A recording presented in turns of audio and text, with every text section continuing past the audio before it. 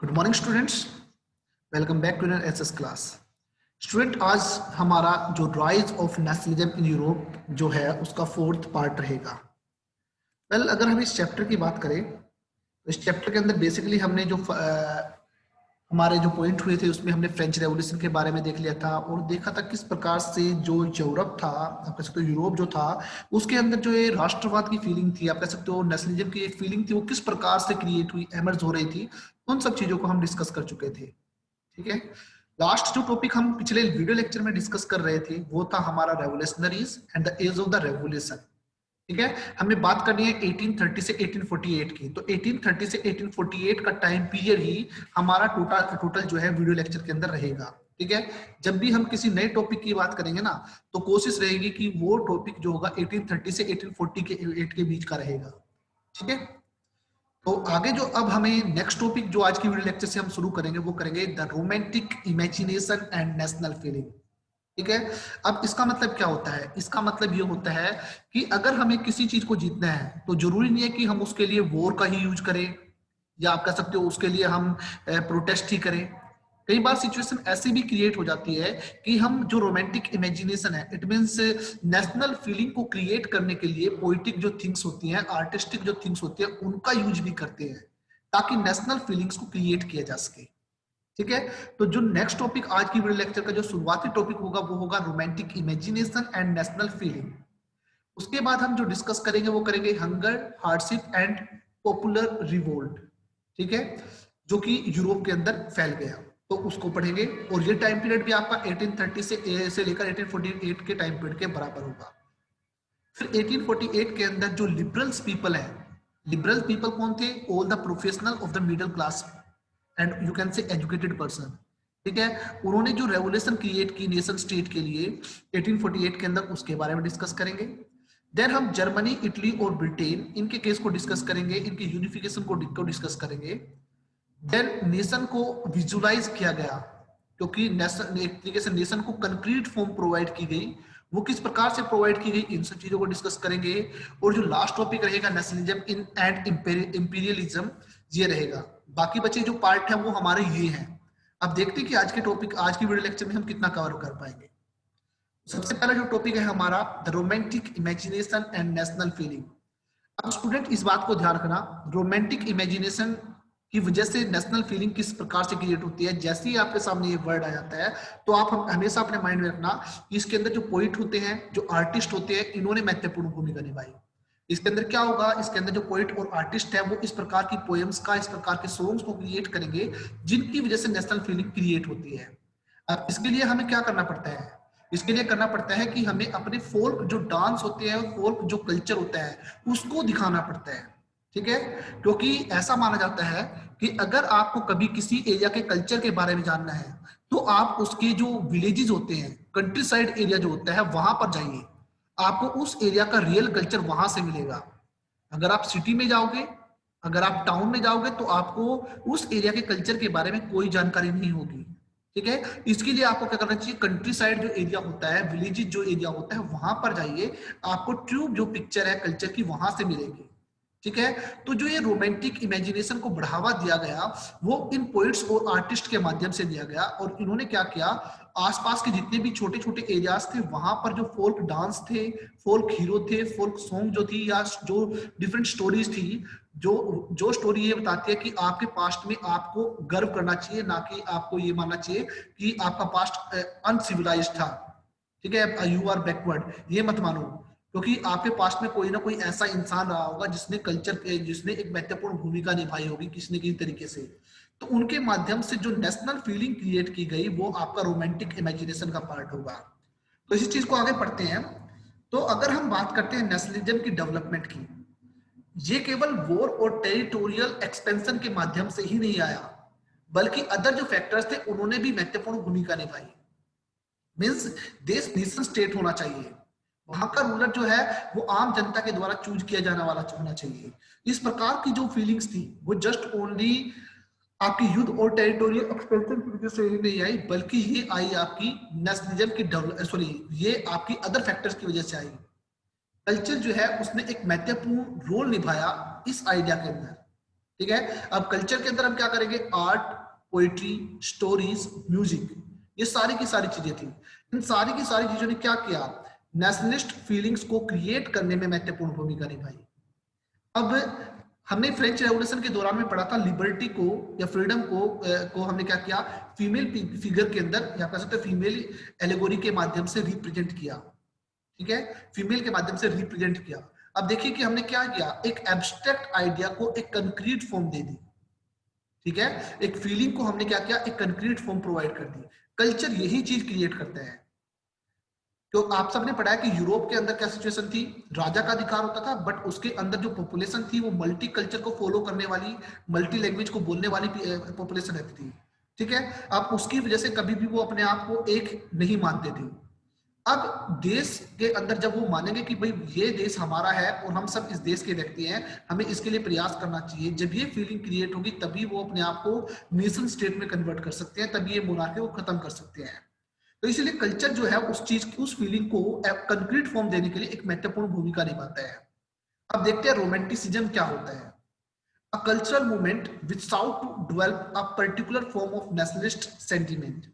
ये जो रोमांटिसिज्म है वो क्या है, एक कल्चरल मूवमेंट है जो क्या करती है, जो हमारे नेशनलिस्ट सेंटिमेंट जो होते हैं उनको क्या करती है, एक पर्टिकुलर शेप प्रोवाइड करती है, एक पर्टिकुलर फॉर्म प्रोवाइड करती है, उसकी डिमांड करती है।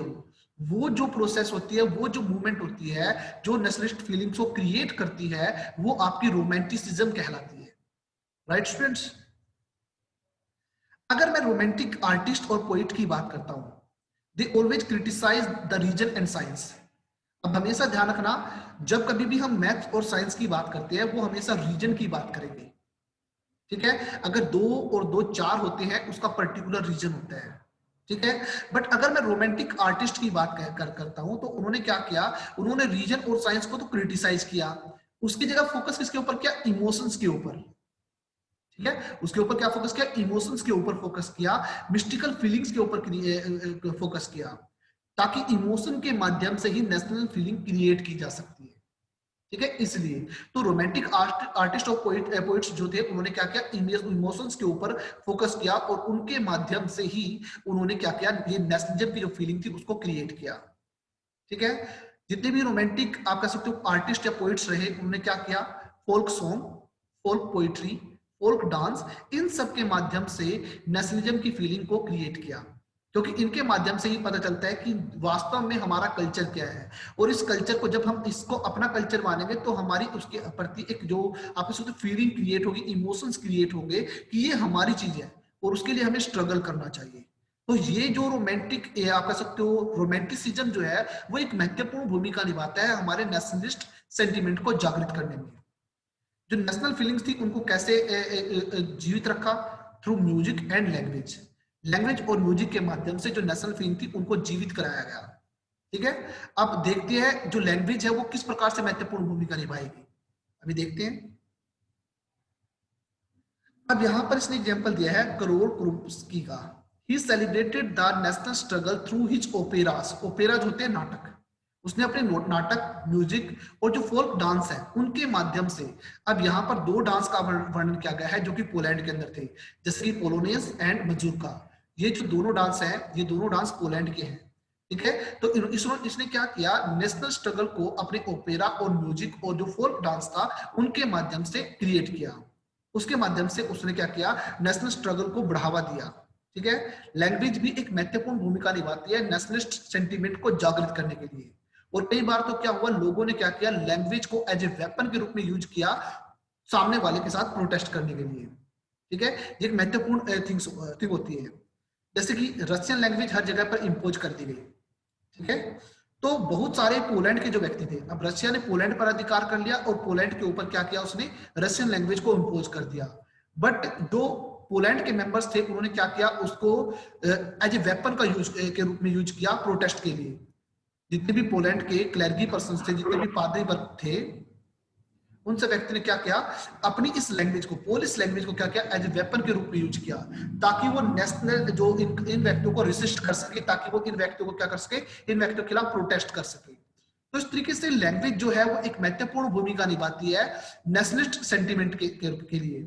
ठीक है। अभी हमने ऊपर देखा कि जो मिस्टर करोल थे उन्होंने क्या किया, म्यूजिक, ओपेरा और फोल्क डांस, इनके माध्यम से अपने नेशनलिस्ट सिंबल मींस इनको एक नेशनलिस्ट सिंबल क्रिएट किया और जिसके माध्यम से अपने नेशनल स्ट्रगल को बढ़ावा दिया।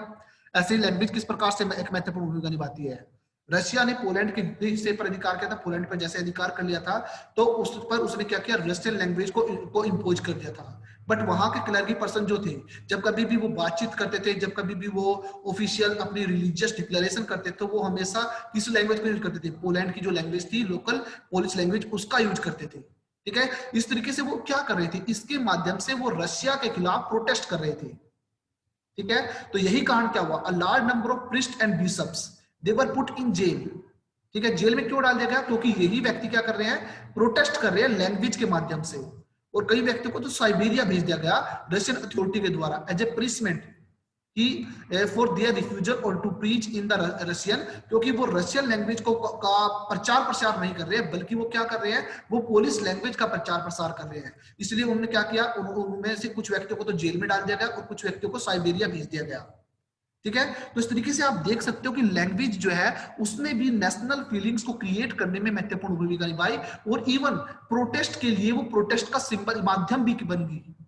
ठीक है, देखिए किस प्रकार से लैंग्वेज क्या कर रही है, नेशनलिस्ट फीलिंग को क्रिएट कर रही है और नेशनल जो स्ट्रगल है उसको बढ़ावा दे रही है। ओके, अब हमारा जो नेक्स्ट टॉपिक रहेगा वो रहेगा hunger, hardship and popular revolt का। तो इससे पहले जो हमने डिस्कस किया वो डिस्कस किया रोमांटिसिज्म से रिलेटेड। जहाँ रोमांटिसिज्म के अंदर हमने क्या किया, हमने आर्ट के बारे में देखा, फोल्क डांस के बारे में देखा, म्यूजिक के बारे में देखा और लैंग्वेज को देखा, क्योंकि ये माध्यम क्या करते हैं, ये माध्यम हमारी फीलिंग्स और इमोशंस को क्रिएट करते हैं और जिसकी वजह से हम क्या करते हैं, नेशनलिज्म के स्ट्रगल को बढ़ावा देते हैं, आप कह सकते हो इसको आगे कंटिन्यू करते हैं। अब देखते हैं यूरोप के एक टाइम पीरियड की जिस वक्त हंगर, हार्डशिप और पॉपुलर रिवोल्ट होते हैं उस समय की बात। 1830 का जो टाइम पीरियड था, तो देखिए स्टूडेंट, मैंने आपको बताया था कि हम जो बार बार डिस्कस करेंगे वो 1830 से लेकर 1848 के टाइम पीरियड की बात करेंगे। 1830 के अगर टाइम पीरियड की बात करता हूं तो यूरोप के अंदर इकोनॉमिकल हार्डशिप क्रिएट हो गई। ठीक है, क्योंकि वहां पर एक तरीके से हर एक तरीके से बैकवर्डनेस आ गई, आप कह सकते हो, चाहे वो इंडस्ट्रियल पर्पज से बात कर लीजिए, चाहे आप कह सकते हो एग्रीकल्चर पर्पज से बात कर लीजिए। In the first half of the 19th century saw an enormous increase in population। 19th century के फर्स्ट हाफ में यूरोप की पॉपुलेशन लगातार बढ़ती जा रही थी।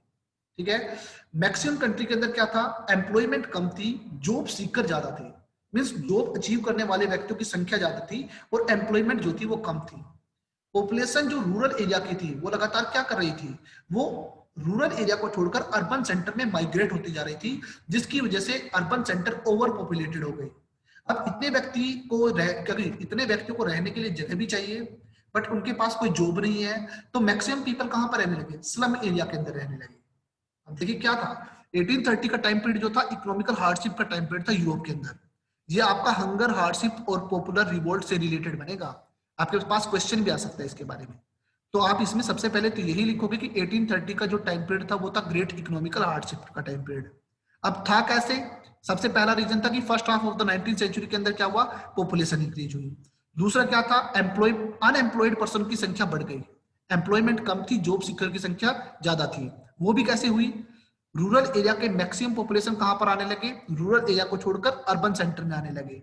अर्बन सेंटर के अंदर इस तरीके से क्या हुआ, ओवर क्राउडेड एरिया क्रिएट हो गया और मैक्सिमम ओवर क्राउडेड एरिया क्या, मैक्सिमम जो पॉपुलेशन थी वो क्या थी, अनएम्प्लॉयड पर्सन थी। Unemployed it means poor person थे, पुअर पर्सन थे तो वो एक अच्छे एरिया में तो रह ही नहीं सकते थे। ठीक है, इसलिए they have to depend on the slum areas, वो सारे कहां पर हुए, स्लम एरिया में रहने लगे। ठीक है, साथ ही साथ क्या हुआ, food shortage and wide spread unemployment, ये दो पॉइंट क्या बन गए, they brought the population of Paris out on the road. अब जब पॉपुलेशन के पास क्या होगा, खाना नहीं होगा, जॉब नहीं होगी, तो वो क्या करेगी, वो सड़कों पर आकर स्ट्राइक ही करेगी, रिवोल्ट ही करेगी। ठीक है, इसी तरीके से national assembly proclaimed a republic, granted suffrage to all adult males about 21 age and granted to right to work. उसके बाद जो नेशनल असेंबली थी जो कि रिपब्लिकन गवर्नमेंट की थी, उसने क्या किया, सभी व्यक्तियों को वोट देने का अधिकार दिया गया, बट यहां पर मेल मेंबर थे, स्टूडेंट ध्यान से देखना। साथ ही साथ ठीक है, उन्होंने क्या किया, राइट टू वर्क भी प्रोवाइड करेंगे, ये चीज की, जिसकी वजह से थोड़ा सा रिवोल्ट में शांति आई, आप कह सकते हो थोड़ा सा रिवोल्ट आप कह सकते हो कमजोर पड़ गया। बट अगर हम आगे देखते हैं अंडर 1845 यहाँ पर ये एग्जाम्पल दिया जाएगा आपको हंगर, हार्डशिप और पॉपुलर रिवोल्ट का। एक विलेज है सिलेशिया, सिलेशिया के अंदर जो वीवर्स है वो रिवोल्ट करते हैं, उसके बारे में एग्जाम्पल है। और ये आपका महत्वपूर्ण क्वेश्चन बनता है, सिलेशियन वीवर का जो रिवोल्ट है उसके बारे में। 1845 के अंदर जो सिलेशिया के अंदर वीवर्स थे, they had lead a revolt against contractors, contractor के खिलाफ उन्होंने रिवोल्ट किया। और ये कॉन्ट्रैक्टर करते क्या थे, Who supplied them raw material, ये उन्हें रॉ मटेरियल प्रोवाइड करते थे, और दूसरी जो इंडस्ट्रीज होती है उनका जो बड़ा बड़ा ऑर्डर था वो यहाँ पर ला कर दिया करते थे, ये उनका कॉन्ट्रैक्टर का काम होता था। ठीक है। 4th June at 2 PM a large crowd of the weavers they emerged from their homes and marched 2 pairs up to the mansion of their contractor, and mansion का मतलब यहाँ पर हवेली हो गया, to the contractor demanding higher wages। या तो 1845 के अंदर क्या हुआ था, वीवर्स जो सिलेशिया के थे उन्होंने क्या रिवोल्ट किया कॉन्ट्रैक्टर के खिलाफ, इसलिए 4 जून को दोपहर 2 बजे मैक्सिमम जो वीवर्स की क्राउड जो थी वो क्या करती है, वो कॉन्ट्रैक्टर के घर पर जाती है जहां पर वो हायर वेजेस की डिमांड करती है। ठीक है, वहां पर वो हायर वेजेस की डिमांड करेगी। अब हायर वेजेस उनको नहीं मिलती तो उस सिचुएशन में क्या करते हैं, उस सिचुएशन के अंदर जो अब उनकी बातों को नहीं माना जाता तो उस सिचुएशन में क्या होता है, वो उनके ऊपर अटैक कर देते हैं, जिसकी वजह से जो ये कॉन्ट्रैक्टर जो होते हैं वो अपनी फैमिली को लेकर वहां से भाग जाते हैं और आसपास के जो गांव होते हैं उनके अंदर क्या करते हैं, शेल्टर की डिमांड करते हैं। ठीक है, बट ऐसे व्यक्ति को कोई शेल्टर नहीं देता। अब वीवर्स क्या करते हैं, वीवर्स क्योंकि कॉन्ट्रैक्टर उनको कम वेजेस प्रोवाइड करता था, कॉन्ट्रैक्टर जो थे उनको पैसा कम दिया करते थे और वो उनसे काम ज्यादा लिया करते थे, मीन्स उनसे वसूली आप कह सकते हो स्ट्रिक्ट मैनर से होती थी, बट उनको वेजेस बहुत कम मिलती थी। ठीक है, तो इसी आधार पे 4 जून को क्या करती है, एक क्राउड होती है वो कॉन्ट्रैक्टर के वहां पर वेजेस की डिमांड के लिए जाती है, बट कॉन्ट्रैक्टर जो है उनकी बातों को मानने से इनकार कर देते हैं, जिसकी वजह से वो कॉन्ट्रैक्टर के ऊपर अटैक कर देते हैं। इसीलिए कॉन्ट्रैक्टर को अपनी फैमिली के साथ घर छोड़कर ही भागना पड़ता है, बट वो दूसरे विलेज में जाते हैं, वहां पर उनको शेल्टर नहीं मिलती। उसके बाद वो क्या करते हैं, वो आगे चले जाते हैं। उसके बाद वो वापस 24 घंटे के बाद आएंगे, बट 24 घंटे के बाद जब आते हैं तो वो अपने साथ आर्मी लेके आते हैं और आर्मी के थ्रू उन सबको जो जो वीवर्स होते हैं उनको पकड़ा, उनको अरेस्ट किया जाता है और उनको पीट कर भगाया जाता है। ठीक है, तो in the exchange that followed 11 weavers were shot, इस एक्सचेंज में क्या हुआ, 11 जो वीवर्स थे वो मारे गए थे। तो ये आपका सिलेशिया का एरिया था। ठीक है, जहां पर रिवोल्ट होता है। राइट स्टूडेंट्स, अब बात करते हैं revolution of the liberal people 1848। The poor, unemployment and the starving peasants and the workers. In many European countries in the year of 1848, a revolution led by the educated middle class was underway. अब 1848 के अंदर एक revolution होती है जो educated middle class people के द्वारा होती है। रीजन क्या है, रीजन यही है कि हर जगह पर अनएम्प्लॉयमेंट है, हर जगह पर व्यक्तियों के पास जो कॉन्ट्रैक्टर है वो पैसा ठीक नहीं दे रहे हैं और व्यक्तियों के पास अनाज नहीं है, खाना नहीं है। इसलिए क्या होती है, एक रेवोल्यूशन होती है, एक क्रांति होती है एजुकेटेड मिडिल क्लास के under in 1848। Man and women all from the liberal middle class, they combined their demands for the constitutionalism with national unification। उन्होंने सीधी सी एक डिमांड की, देश यूनिफाइड किया जाएगा, कॉन्स्टिट्यूशन प्रिपेयर किया जाएगा, राजा देश का हेड नहीं होगा बल्कि रूलर को वो खुद चूज करेंगे। उन्होंने क्लियरली एक डिमांड कर दी। They drafted a constitution for a German nation to be headed by a monarchy subject to a parliament। ठीक है, उन्होंने क्या किया, जर्मन नेशन के लिए एक कॉन्स्टिट्यूशन प्रिपेयर किया। सीधी सी बात है, एक जर्मन नेशन के लिए कॉन्स्टिट्यूशन प्रिपेयर किया गया और William fourth king of Prussia, note down Prussia क्या है, ओल्ड नेम ऑफ जर्मन। ठीक है, उसको क्या किया गया, उसको बोला गया कि आप, हम यहाँ पर कॉन्स्टिट्यूशन मोनार्की स्टैब्लिश करते हैं, आप इसको एक्सेप्ट कीजिए। बट उसने रिजेक्ट कर दिया और जो दूसरे मोनार्क थे उनके साथ मिल गया जो कि इलेक्टेड असेंबली के खिलाफ थे। ठीक है, तो इस तरीके से जब उनकी बातों को मना कर दिया गया तो लिबरल पीपल जो है वो रेवोल्यूशन करते हैं। ठीक है, 1848 के अंदर एक रेवोल्यूशन क्रिएट होती है एजुकेटेड मिडिल क्लास की, जिनकी एक ही डिमांड थी, देश को यूनिफाइड कर दिया जाए और वहां पर एक कॉन्स्टिट्यूशन क्रिएट होना चाहिए। ठीक है, भले ही चाहे वो कॉन्स्टिट्यूशनल मोनार्की क्यों ना हो, बट जो विलियम फोर्थ था, जो किंग ऑफ प्रुशिया था, उसने इस बात को रिजेक्ट करके दूसरे राजाओं के साथ मिल गया, और वो सारे राजा, वो सारे मोनार्क क्या थे, वो नेशनल असेंबली के खिलाफ थे। ठीक है, तो while the opposition of the aristocracy and the military became stronger, the social basis of the parliament eroded. अब क्योंकि मिलिट्री की पावर अरिस्टोक्रेसी राजा के पास थी, यही कारण थी, वो स्ट्रॉन्ग थे, और जो पार्लियामेंट्री फॉर्म का ये जो बेस था वो धीरे धीरे खत्म होने लगा। ठीक है, but the issue of the extending political rights to women was a controversial one within the liberal movement. अब यहां पर सबसे बड़ी ड्रॉबैक अभी भी है, लिबरल मूवमेंट के अंदर वीमेन को पॉलिटिकल राइट मिलेंगे या नहीं मिलेंगे, अभी भी एक कंट्रोवर्शियल मामला था, अभी भी इसकी बात नहीं थी। उन्होंने डिमांड तो की कि सभी को लिबर्टी मिलनी चाहिए, सभी को स्वतंत्रता मिलनी चाहिए, सभी को राइट मिलने चाहिए, बट वीमेन को मिलेंगे नहीं मिलेंगे, ये कंट्रोवर्शियल था। इसलिए वीमेन ने क्या किया, वीमेन ने अपने खुद के पॉलिटिकल एसोसिएशन क्रिएट करनी शुरू कर दी, उन्होंने न्यूज़पेपर निकालने शुरू कर दिए, ठीक है, पॉलिटिकल मीटिंग करनी शुरू कर दी, डेमोन्स्ट्रेशन करना शुरू कर दिया, किसके लिए, ताकि उनको भी क्या मिले, उनको भी इक्वल राइट प्रोवाइड किए जा सके। ठीक है, women were admitted only as an observer, जो कि एक विजिटर गैलरी में खड़े रहेंगे, वो एक ऑब्जर्वर थे। इस लिबरल मूवमेंट के दौरान में भी यही बात की जा रही थी।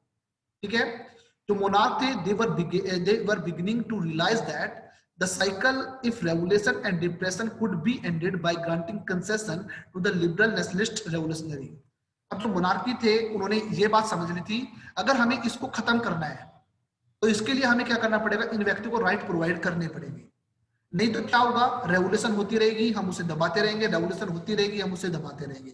इस साइकिल को अगर हमें खत्म करना है, इस चीज को अगर हमें खत्म करना है, इसका एक ही तरीका है, इनको कंसेशन प्रोवाइड करो, इनको राइट्स प्रोवाइड करो, केवल यही एक तरीका था। मोनार्की को ये बात समझ में आ चुकी थी, क्योंकि बार बार, क्योंकि क्या हो रहा था, बार बार हमेशा लिबरल पीपल रेवोल्यूशन करते, मिलिट्री के थ्रू उनको दबा दिया जाता, फिर वो रेवोल्यूशन करते, फिर दबा दिया जाता, तो इस तरीके से प्रॉब्लम क्रिएट होती जा रही थी।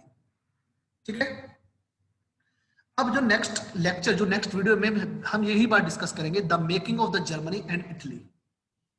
ठीक है, नेक्स्ट जो वीडियो लेक्चर रहेगा वो हमारा रहेगा जर्मनी का यूनिफिकेशन, इटली का यूनिफिकेशन, और अगर हम बात करते हैं यूनिफिकेशन ऑफ ब्रिटेन, इन सब के बारे में हम नेक्स्ट वीडियो में लेक्चर में पढ़ेंगे। आज का लेक्चर बस इतना ही। ठीक है, तो मिलते हैं नेक्स्ट लेक्चर के अंदर।